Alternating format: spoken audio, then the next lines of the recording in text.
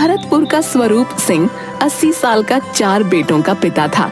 वो बड़ा ही सज्जन इंसान था। उसके दरवाजे से कभी कोई खाली हाथ नहीं जाता। उसका मानना था कि हमारे कर्म हमेशा हमारे साथ रहते हैं। घर में धन धान्य किसी चीज की कमी नहीं थी। उम्र हो गई थी और उसे ये चिंता रहने लगी कि उसकी मृत्यु के बाद उसके बेटे जमीन जायदाद के लिए एक दूसरे से लड़ाई न करें। एक दिन स्वरूप सिंह ने अपने बेटों को अपने पास बुलाया।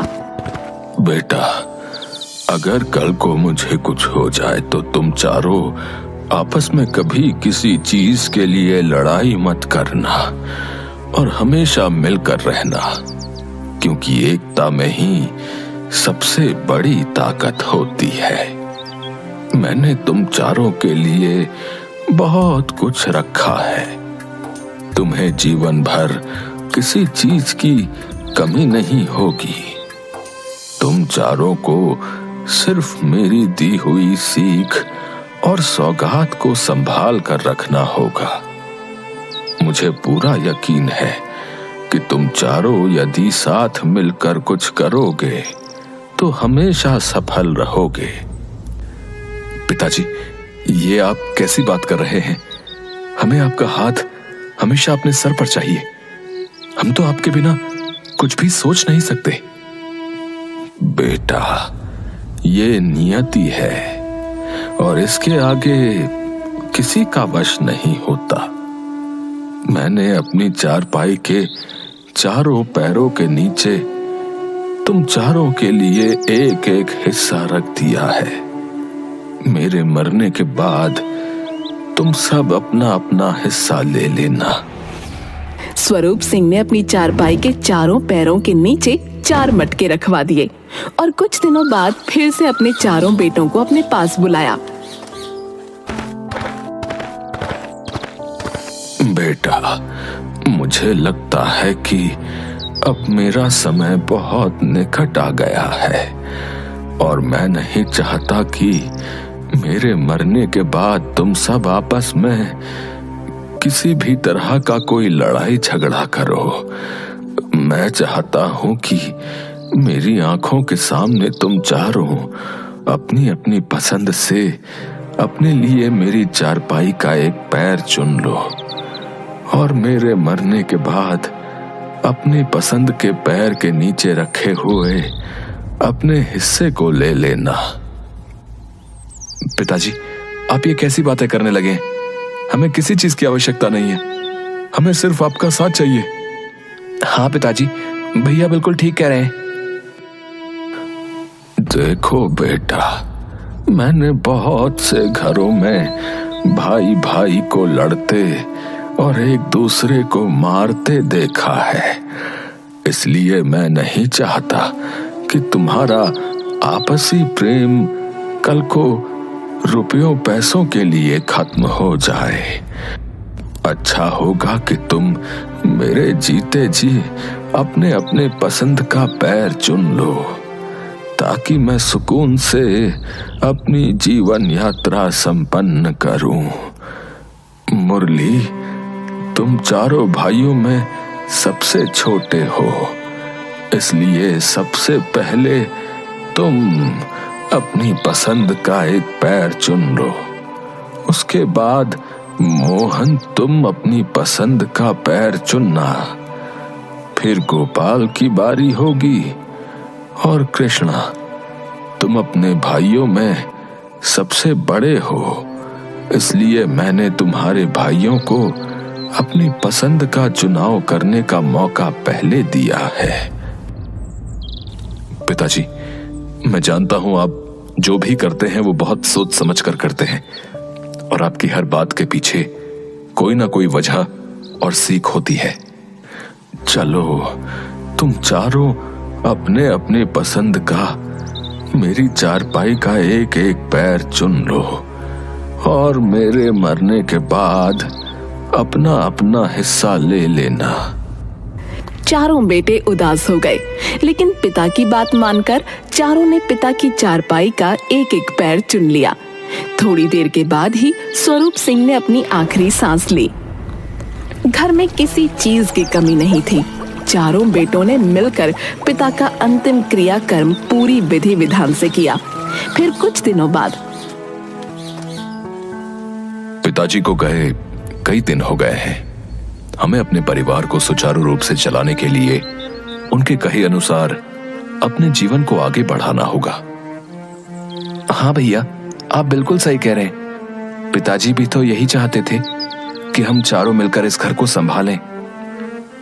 ठीक है, तो चलो हम सब अपना अपना हिस्सा पिताजी की चारपाई के पैर के नीचे से निकाल लेते हैं।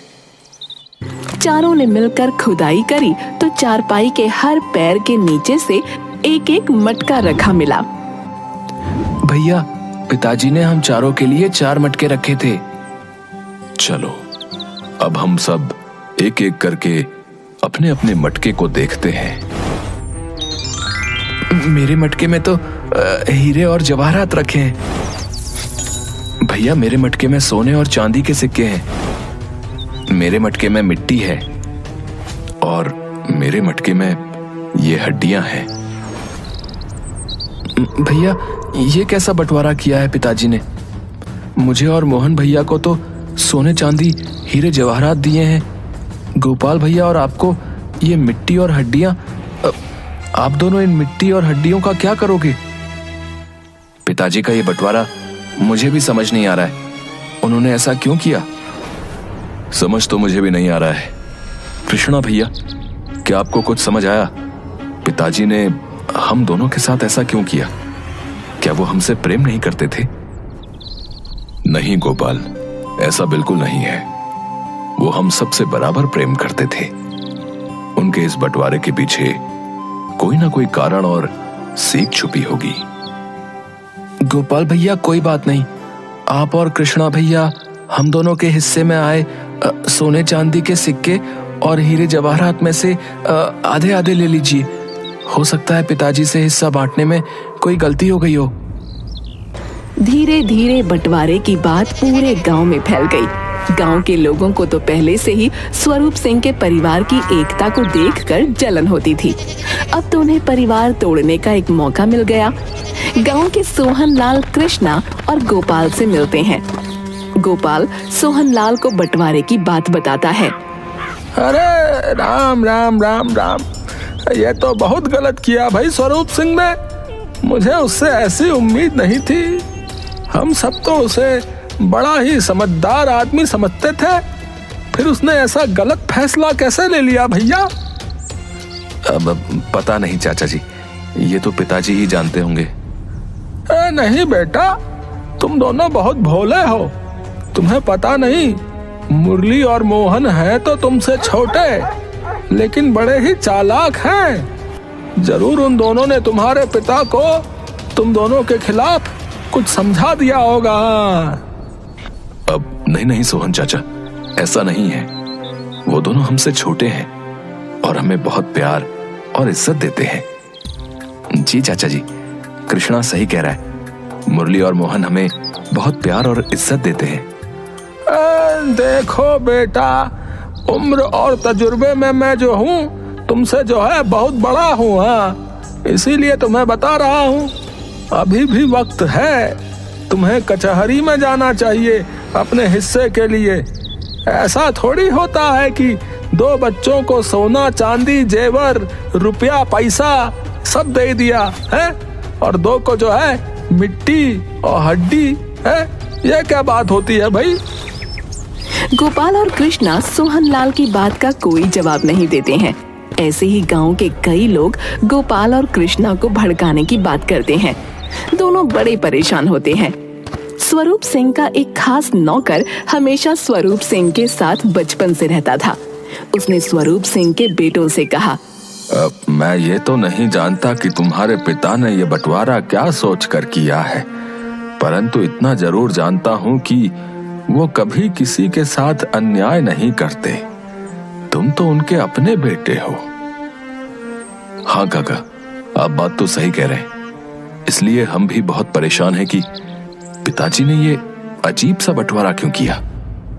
चारों बेटे इस सोच में थे कि आखिर इस बंटवारे का मतलब क्या है। मुझे लगता है कि पिताजी के इस बंटवारे की पहेली को उनके मित्र और हमारे नगर के महाराज शूरवीर सिंह हल कर सकते हैं। चारों बेटे पिता के मित्र और अपने नगर के राजा महाराज शूरवीर सिंह के पास जाते हैं। महल के बाहर ही उन्हें राजकुमार मिलते हैं। फिर वो राजकुमार से पूछते हैं, महाराज कहाँ है राजकुमार? वे महल में ही हैं, परंतु उनके पास जरा सी भी अक्ल नहीं है। तुम उनके पास क्यों जा रहे हो? भैया, राजकुमार ने महाराज को कम अक्ल क्यों कहा? पता नहीं, चलो अंदर चलते हैं और देखते हैं कि क्या बात है। तभी उन्हें राजकुमारी मिलती है। राजकुमारी जी, महाराज कहाँ हैं?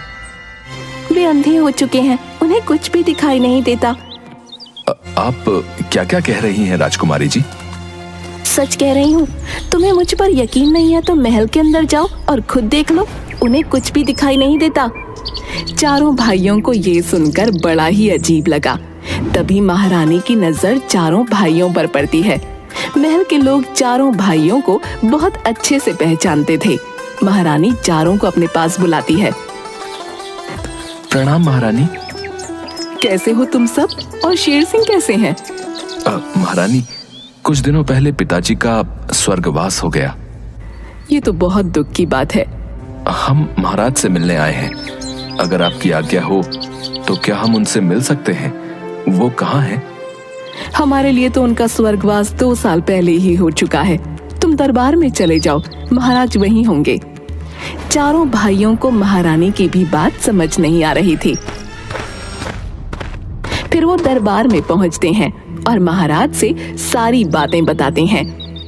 तुम्हारे पिता बहुत ही समझदार और ईमानदार इंसान थे।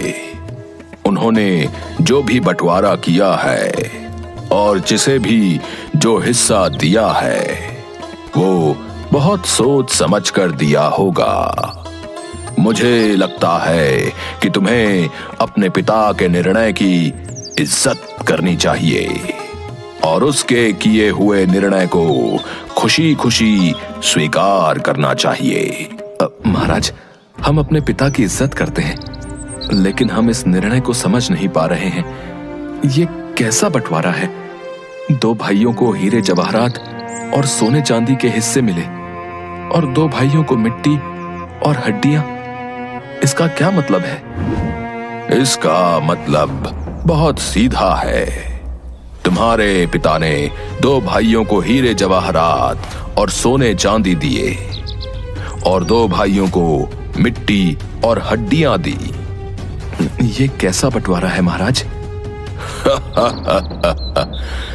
जिनके हिस्से में मिट्टी से भरा हुआ मटका आया है, उसे सारे खेत मिले हैं, और जिनके हिस्से में हड्डियां आई हैं, उसे गौशाला, अस्तबल, ये सब मिला है।